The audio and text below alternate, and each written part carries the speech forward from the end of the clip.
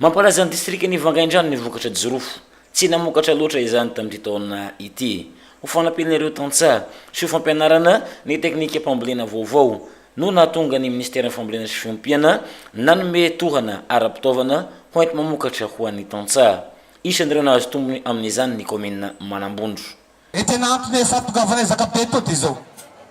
Iay amin'ny député nangataky hoe ame ministère ng agriculture ame fambolena hoe zao misy natao hoe fotoagna maisoatso période de soudure hoe vaza mba mangataka ay Masimboly maro za raha nangatana ay fizy bozakay ko avao raha mendry fa da namaligna zany fitondram-pazaka solotegnane misy ng agriculture eto mogne directeur solotegnany zay zavatra izaza sy mahatonga anay mahamaro besika io ato isoresaka manok eky rombosika manok eky misy ny fambolena aloha e mahatonga aty zasy da fitiava fiaraha-miasa e ministère ny fambolea da nanome Masimboly traka sarcleuse zeziky NPK suire andraikitry ny ministera miaraka amin'ireo olom-boafidy ny mampiroborobo ny tontolo ambanivohitra izay fanamby apetraky ny fitondram-panjakana mihitsy